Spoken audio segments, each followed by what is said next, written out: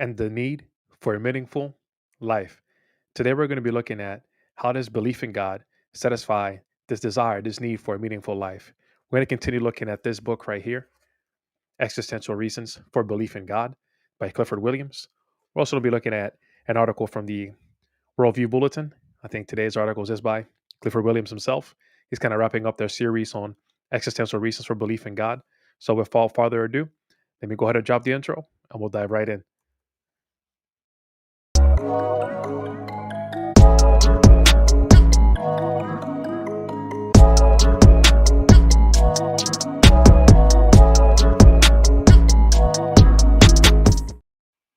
This is the Vega Pod, inviting you to look at the issues through a biblical lens.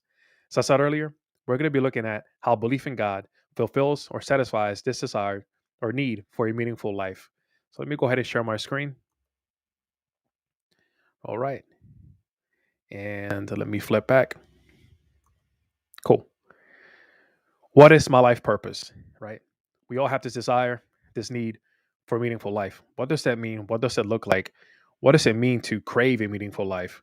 As we look through a couple of these bullet points, we're going to gain better clarity as to what it is that is being argued. Meaning and purpose. So we can't separate meaning and purpose, right? They kind of go hand in hand. If we thought that nothing matters, we would live in abject desperation. We can acquire a higher level of meaningful experiences by believing in God than by not believing. It is not just a meaningful, it's not just some meaning that we need, but a high degree of meaning, right? It's a certain kind of meaning. Simply doing meaningful activities without recognizing them as meaningful is also not enough for believing that they outweigh suffering in hard times and that our lives, beginning to end, have been meaningful.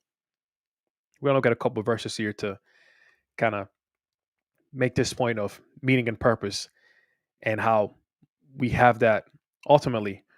We have meaning because we were made in God's image, right? So we're valued in that sense. And then the purpose comes from why God created us, right? And ultimately, that is to worship Him, as we'll see as in one of these later verses. This is Romans 8 and verse 28, very popular verse. We know that for those who love God, all things work together for good, for those who are called according to His purpose. For we are His workmanship, created in Christ Jesus for good works, which God prepared beforehand that we should walk in them. Ephesians 2:10. But you are a chosen race, a royal priesthood, a holy nation, a people for His own possession, that you may proclaim the excellencies of Him who called you out of darkness into His marvelous light. 1 Peter 2:9 ESV. So these two verses here, they don't contain this idea of purpose or meaning within the text. But we see how it says, which God prepared beforehand. That lets us know that we were created for a purpose, right? And we were created for good works, that we should walk in them. This one here, it lets us know that we have this meaning, right? This purpose, because we are a chosen race, right? And we are called to proclaim His excellencies, the excellencies of Him, right? All right. And this is Proverbs chapter 20, verse 5 in the ESV. The purpose in a man's heart is like deep water, but a man of understanding will draw it out. So we have this purpose deep within us that God has put in us, right? And He is the one that kind of draws it out in that sense. Who saved us and called us to a holy calling, not because of our works, but because of His own purpose and grace, which He gave us in Christ Jesus before the ages began. We cannot have purpose and meaning, at least a meaningful purpose and meaning, without God, without Jesus. Ultimately, we have this purpose and meaning, and it's there because it comes from Him, right? It comes from Him and through Him, and ultimately to Him. And this is Luke 19:38 through 40 in the ESV. Blessed is the King who comes in the name of the Lord. Peace in heaven and glory in the highest. And some of the Pharisees in the crowd said to him, Teacher, rebuke your disciples. He answered, I tell you, if they were silent, the very stones would cry out. I love this. It's a reminder that creation, what we see around us, right? Nature worships God, worships its creator. In this section here, this is when Jesus is making his triumphant entry into Jerusalem. And as he's heading in, the people are laying down palms, and they're shouting out, right? Blessed is the King who comes in the name of the Lord. They recognize that he is the Messiah. Now, later on, a lot of those people, if not all of them, turn. They turn on him, right? That's how part of the reason how he gets crucified. But that's not the point here. The point is they acknowledge this. And Jesus says, if the people don't cry out and worship me, the stones would cry out. It reminds us that our purpose is ultimately to glorify God, right? To glorify the Father. This is what Jesus did when he was here, and this is what we are called to do. So our purpose and meaning come from God through Jesus, ultimately back to him. All right. Faith in God satisfies the need for a high degree of meaning because the meaningfulness of one's life is enhanced significantly by having faith in God. The first is that meaningful experiences must be based on an objective value, the objective value of our activities, personal interactions, thoughts, or emotions. The second characteristic of meaningful experience is that we must be engaged with the objectively valuable activity, interaction, thought, or emotion. We must be captivated by it, engrossed in it, or at least interested in it.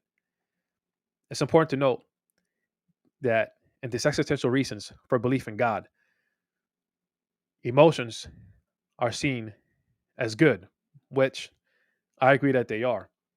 Unfortunately, when we get into the realm of apologetics, for those of us that kind of lean towards the evidential side, we kind of start to dismiss emotions, but emotions are good. They just have to be properly aligned. So when he mentions these different things here, right, he talks about being captivated and engrossed in it, or at least interested in it. He's presupposing or he's assuming that we agree with his stance that emotions are good. So I want to make sure I make that clear here. God gave humans the ability to experience intrinsic goods and right pleasures, plus the desire to experience these goods and pleasures. And God desires that humans satisfy this desire. Among these goods are reverence toward God, a sense of belonging to God, love for God, gratitude to God for being able to experience intrinsic goods and right pleasures, joy at the fact that one is loved by God, and a sense of cosmic security that is ensured by God. Again, the emphasis is on these emotions, right? This idea of meaningful life carries with it these subjective experiences and desires that, while we may not always be aware that they're there, underneath the surface, we recognize that they are there. Although we humans are filled with self absorbed desires, thoughts, and behavior, where sometimes slip into selfishness, there is something in nearly all of us that wants to step outside ourselves. With faith in God, there's someone else to whom we can direct our virtues. With faith in God, no one wants to please. With faith in God, sorry, one wants to please God, and partly because with faith in God, one wants to experience the additional intrinsic goods and right pleasures mentioned above. So he's going back to these here, right? These goods. He's making the case that without God, these intrinsic goods don't exist, right? Ultimately, it's all subjective. So we need something that's kind of that.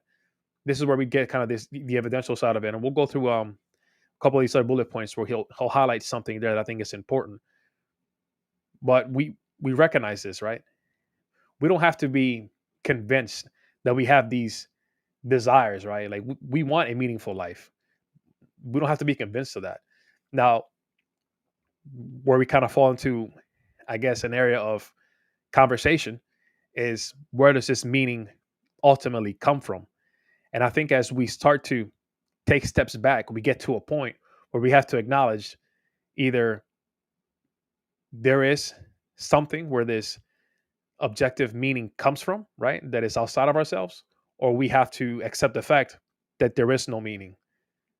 I'm going to leave that there. Faith in the Christian God satisfies the existential needs better than non religious, non faith ways of satisfying them. For instance, finding meaning through faith in God is better than finding it only through pursuing weekend hobbies. Believing in God, however, it's not simply a matter of believing that something called God exists. It is more like it is more like warmly connecting to a person, And for this, satisfaction of need is required. Satisfaction of the needs to love and be loved, to have meaning, and other needs mentioned in the existential argument for believing in God. When satisfaction of need is added to evidence, right? This is where we get to the evidential side of it. He's not making an argument that existential reasons for belief in God apart from evidential reasons, right? He's saying we get a fuller picture when we combine the two, when we use them both. And I think as Christians, as believers, as people who are seeking truth, we should explore every avenue that helps us get a better grasp of this thing we call life. When satisfaction of need is added to evidence, reason belief turns into warm-hearted faith. And when evidence is added to satisfaction of need, one is justified in letting needs draw one to faith in God. Without evidence, satisfying the needs will be indiscriminate. But with it, satisfying the needs with faith in God is warranted. All right, let me flip back here. So, if you haven't already, I would strongly encourage you check out the book, Existential Reasons for Belief in God. And honestly, I found it very helpful. It really helped me see some things that I hadn't seen before, and kind of emphasize some things that I guess all of us intuitively know, but are not always aware. So I appreciate you guys tuning in. Have a blessed Sunday.